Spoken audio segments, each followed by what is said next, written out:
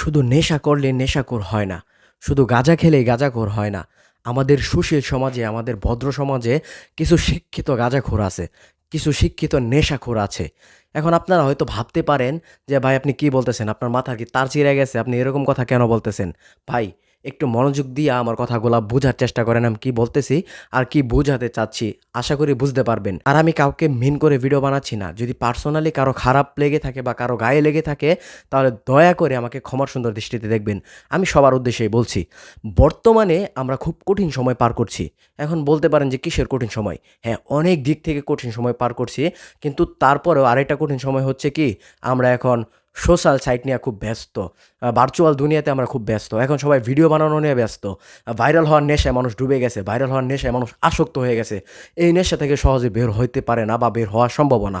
একজন মানুষ ভিডিও বানাইতে গিয়া বা ভাইরাল হওয়ার নেশায় পইড়া সে ভুলে যায় তার জাত কি, তার ধর্ম কি বা তার কি করা উচিত। সে এসব ভুলে যায় আর যা মন চায় তা করতেছে। একজন শিক্ষিত মানুষ হইয়া, একজন বুঝবান মানুষ হইয়া, একজন জ্ঞানী মানুষ হইয়াও এমন কাজ করে যেটা আসলে মাইনে নেওয়া সম্ভবই না। যেটা আমার কাছে অত্যাধিক খারাপ লাগছে, যে বিষয়টা আমি কাউকে মানে মিন করে বলতে পারতেছি না। কিন্তু কিছু মানুষের কিছু জিনিস আমার কাছে অতিরিক্ত খারাপ লাগছে। যার কারণে আমি ভিডিওটা বানাইতেছি। ভাই আপনার পছন্দ, আপনি ভিডিও বানাবেন, বানান। আমার কোনো সমস্যা নাই। আপনার পছন্দ, আপনি ভাইরাল হবেন, ভাইরাল হন। আমার সমস্যা নাই। আমিও তো ভিডিও বানাইতেছি। কিন্তু এটা ভুলে যায়েন না যে আপনি একজন মুসলমান বা একজন জ্ঞানী মানুষ বা একজন শিক্ষিত মানুষ। এইসব মাথা থেকে একদম নামিয়ে ফেলবেন না। এসব দয়া করে একটু হলেও মাথায় রাখবেন যে আপনার কি করা উচিত বা কি করা উচিত না। আপনি একজন কনটেন্ট ক্রিয়েটর। আপনার ভিডিওর মাধ্যমে মানুষকে কি মেসেজ দিবেন বা কে কি দেখবে সেটা কিন্তু আপনার উপর নির্ভরশীল।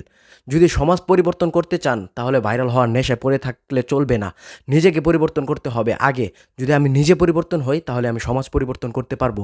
যদি আমি ভালো ভিডিও আপলোড করি তাহলে মানুষ ভালো ভিডিও দেখবে।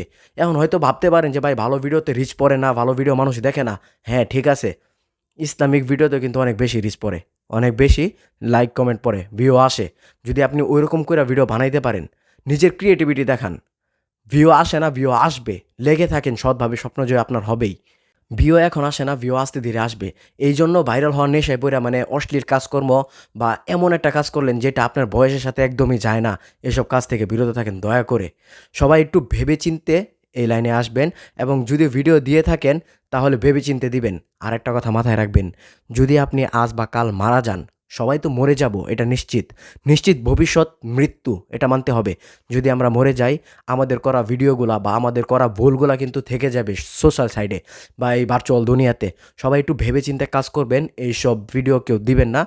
সবাই মানে ভালো সামাজিক ভিডিও দেওয়ার চেষ্টা করবেন যেটা দিয়ে মানুষের উপকার হয়। সবাই ভালো থাকবেন, সুস্থ থাকবেন। দেখা হবে পরবর্তী কোনো ভিডিওতে। আজকের জন্য বিদায় নিচ্ছি। আল্লাহ হাফেজ।